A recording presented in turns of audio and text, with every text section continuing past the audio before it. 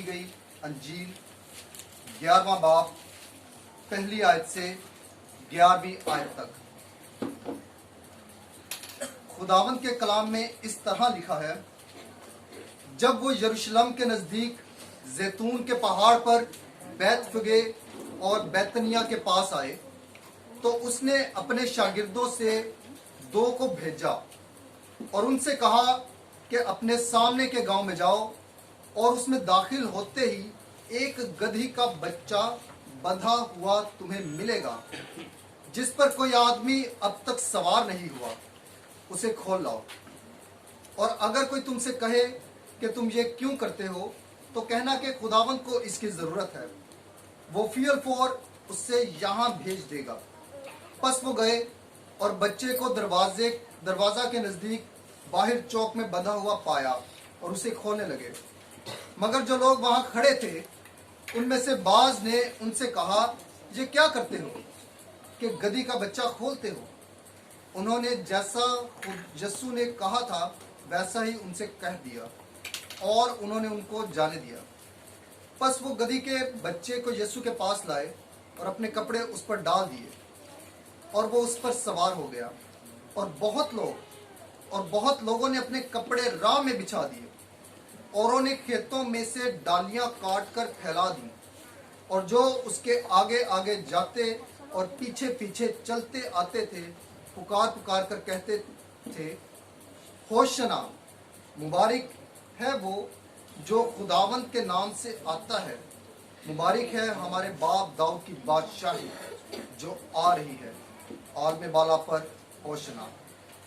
और वह यरूशलेम में दाखिल होकर हैकल में आया और चारों तरफ सब चीजें मुलाहिजा करके उनके बारे में उन 12 के साथ बैतनिया को गया, क्योंकि शाम हो गई थी। खुदावंद के पाक कलाम के पढ़े और सुने जाने पर खुदावंद की बरकत हो। इन्हीं बयानों को हम एक एक आयत इनकी मत्ती और यूहन्ना की अंजील में भी पढ़ लेंगे।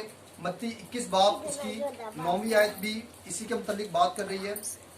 हम पूरा बाब नहीं पढ़ेंगे, हम सिर्फ मत्ती की अंजील में से 19 बाब और उसकी मत्ती की अंजील में से 21 बाब और उसकी 9वीं आयत पर गौर करेंगे। 9वीं आयत में लिखा है, और भीड़ जो उसके आगे आगे जाती और पीछे पीछे चली आती थी पुकार पुकार कर कहती थी, इब्ने दाऊद को होशना, मुबारक है वो जो खुदावंद के नाम पर आता है, आलमे बाला पर होशना। वही सेम नारा जो मरकस की अंजील में है वही मत्ती की अंजील में भी आपको मिल रहा है। इसके बाद यूहन्ना की अंजील 11वें बाब की 19वीं आयत को भी हम देख लेते हैं। यूहन्ना की अंजील 11वें बाब की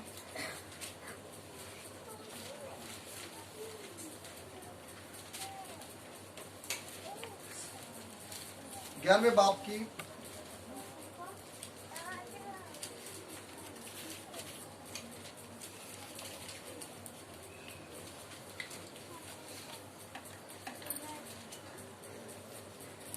12वें बाब की 19वीं आयत, 11वें नहीं 12वें बाब की 19वीं आयत।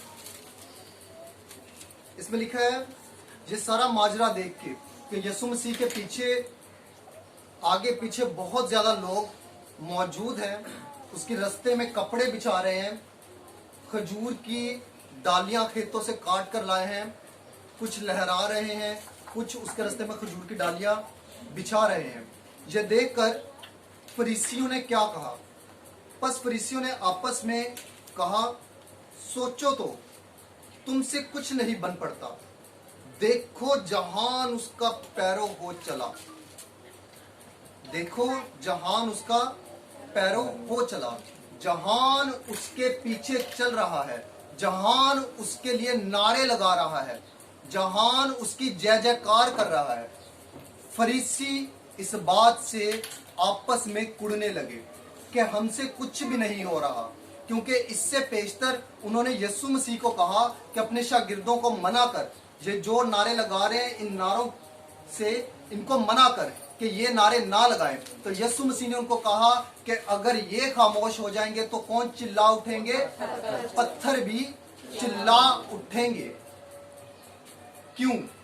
रब खुदावंद बादशाह है वो जलालदा बादशाह है। लेकिन यीशु मसीह यहां पर यरूशलेम में दाखिल हुए। यीशु मसीह के शागिर्दों ने नारे लगाए हैं, यरूशलेम के यहूदियों ने नारे लगाए हैं, यरूशलेम में रहने वाले लोगों ने नारे लगाए हैं, एक बादशाह का इस्तकबाल किया है। और उसके नारों के सबब से फरीसी आपस में उड़कर कहते हैं कि जहान इसका पैरों हुआ जाता है, जहान इसके पीछे चल रहा है। लेकिन आज से ठीक 5 दिन के बाद, आज से ठीक 5 दिन के बाद हम एक दिन मनाएंगे, पाक जुमा मनाएंगे। उस जुमे से पहले जब यीशु मसीह के मुतल्लिक अदालत में मुकदमा चल रहा था, तो लोगों ने बादशाह के सामने दोबारा नारे लगाए।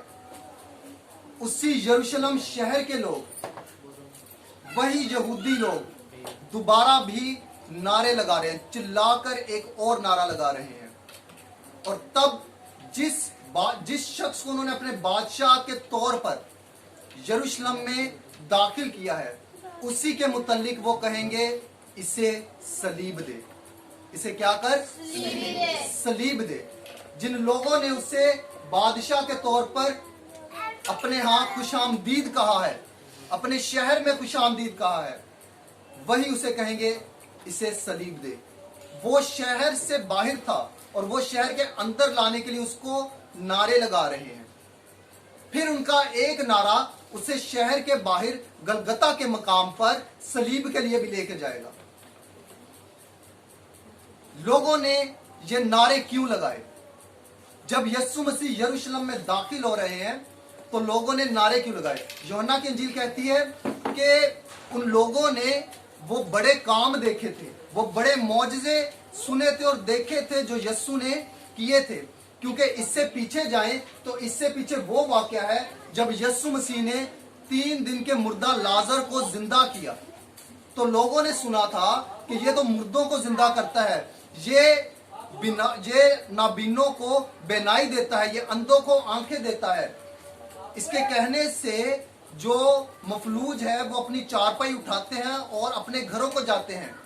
ये 36 बरस से जो शख्स हौज के किनारे, बैतहसदा के हौज के किनारे मौजूद है, उस शख्स को इसने बोलकर शिफा दे दी। तो उन्होंने सोचा कि हमारा मसीह आ गया, हमारा मसीह आ गया। अब मसीह तो आया था, लेकिन जिस मसीह का वो इंतजार करते थे, ये वो मसीह नहीं था। ये वो मसीह था जिसके मुतल्लिक बाइबल कहती है। पिछली मर्तबा मैंने बताया था कि वो मसीह जिसका बाइबल जिक्र करती है और वो मसीह जिसका यहूदी इंतजार करते हैं, ये दोनों एक नहीं है। यहूदी कहते हैं वो मसीह एक ऐसा मसीह होगा, एक ऐसा शख्स होगा। वो नहीं कहते कि वो खुदा ताला का बेटा होगा, वो नहीं कहते कि वो खुदा खुद मुजस्सम होकर आएगा। वो कहते हैं इस्राएल के घराने में से, यहूदा की नस्ल में से एक शख्स पैदा होगा, एक आम शख्स होगा। वो खुदा ताला का बेटा नहीं होगा, वो मसीह मौद नहीं होगा, वो मुजस्सम खुदा नहीं होगा, वो एक आम शख्स होगा। ये यहूदियों का नजरिया है मसीह के मुतालिक। खुदा के कलाम में जब खुदा का बंदा दाऊद इस दुनिया से रहलत करने को था, उसने अपने बेटे सुलेमान को बादशाही आगे देनी थी। तो उसने सुलेमान से कहा कि अगर तू खुदा के कवानीन पर चलेगा तो खुदा तेरे तख्त पर कभी आदमी की कमी ना होने देगा। लेकिन जिस वक्त यीशु मसीह को वो यरूशलेम के अंदर वेलकम कर रहे हैं, यीशु मसीह को नारे लगाकर वो यरूशलेम के अंदर इस्तकबाल कर रहे हैं, उस वक्त यहूदी गुलामी में थे। यहूदी उस वक्त गुलामी में थे। रोम का जो सीजर था, जो कैसर था, वो उनके ऊपर हुकूमत कर रहा था। और उस वक्त हेरोदिस और पैंतुस पिलातुस उनके ऊपर हुकूमत कर रहे थे। ये रोम के बादशाह थे जो वहां पर मौजूद थे और उसके ऊपर हुकूमत कर रहे थे। तो यहूदियों ने सोचा कि जो शख्स मुर्दों को जिंदा कर रहा है, जिसके पास इतनी कुव्वत है, वो शख्स जरूर वही इंसान होगा जो दाऊद के तख्त पर बैठेगा अब और हमें नजात देगा। इसीलिए उन्होंने नारे लगाए, होशना।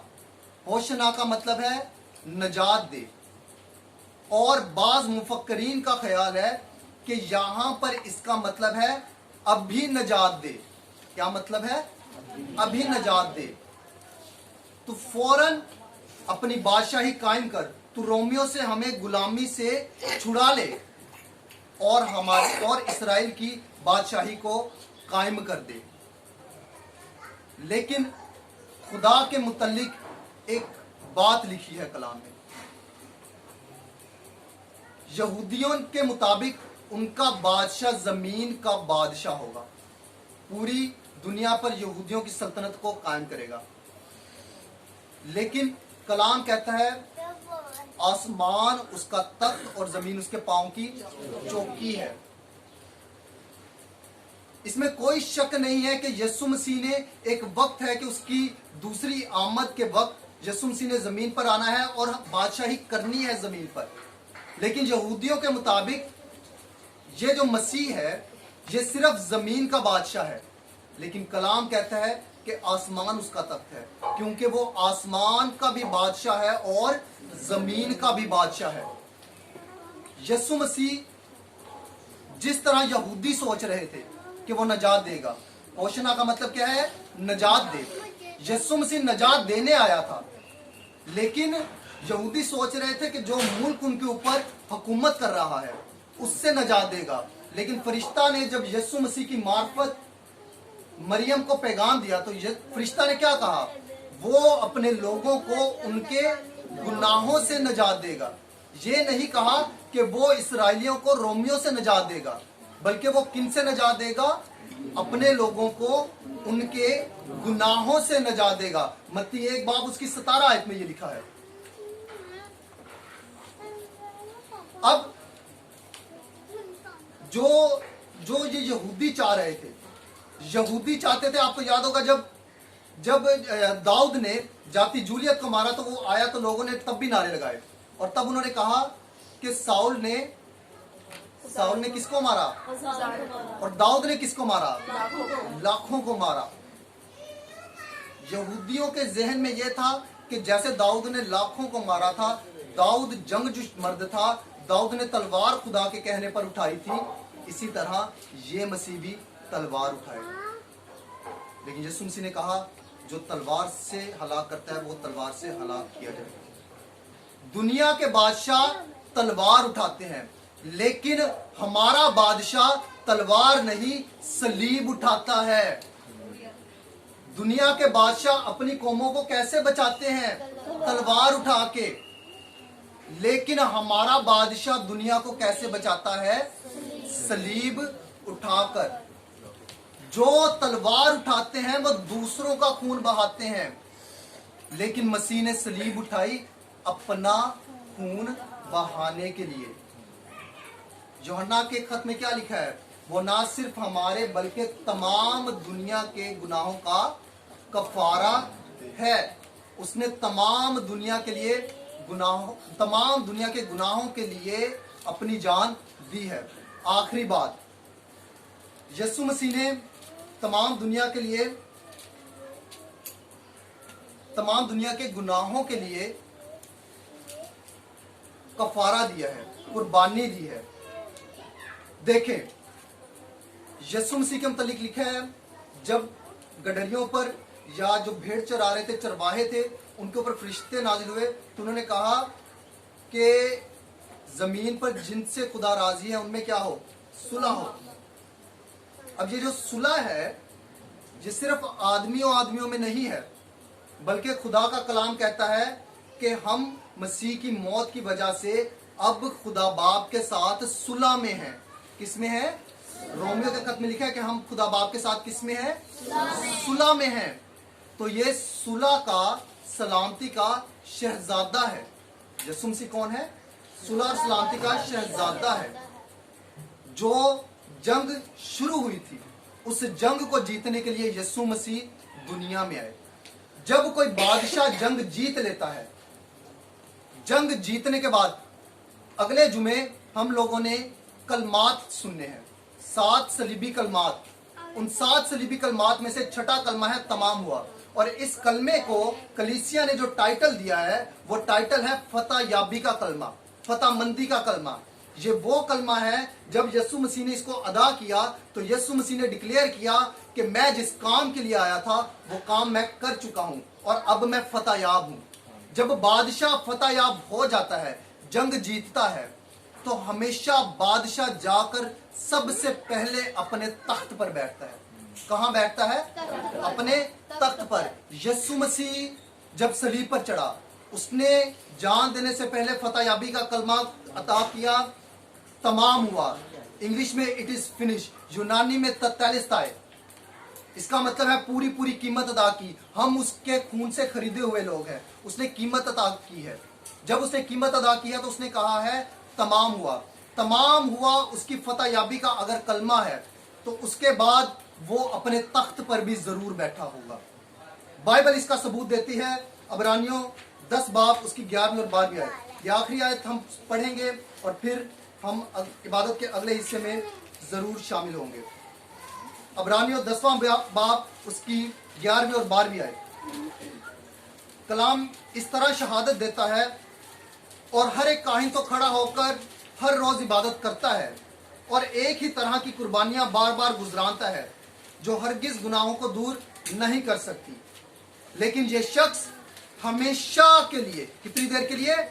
हमेशा के लिए गुनाहों के वास्ते आज से 2000 साल पहले मसीह यीशु ने कुर्बानी दी। वो कुर्बानी 2000 साल बाद आज भी मौजूद है और आज भी वो गुनाहों को वही कुर्बानी माफ करती है। आज से 2000 साल बाद भी अगर खुदा नहीं आएगा तो तब तक भी कौन सी कुर्बानी होगी? यीशु की कुर्बानी। लेकिन यह शख्स हमेशा के लिए गुनाहों के वास्ते एक ही कुर्बानी गुजरान कर खुदा की दाहिनी तरफ जा बैठा। क्या लिखा है? जा बैठा। क्यों? क्योंकि उसने फतह हासिल की थी। यीशु मसीह ने फतह हासिल की थी, तो जाकर वो अपने तख्त पर बैठ गया है कि अब सब निजात का काम मैं कर चुका हूं। जो कोई मुझ पर ईमान लाएगा हलाक नहीं होगा, बल्कि हमेशा की जिंदगी पाएगा। पतरस ने यीशु से पूछा, तो फिर कौन निजात पा सकता है? यीशु मसीह ने जवाब दिया, ये आदमियों से तो नहीं हो सकता, लेकिन ये खुदा से हो सकता है, क्योंकि खुदा से सब कुछ हो सकता है। आए हम अपनी आंखों को बंद करेंगे और खुदा उनके पाक कलाम के लिए शुक्रगुजारी करेंगे। गयूर खुदा तेरे नाम को बढ़ियाते हैं, इज्जत और जलाल देते हैं।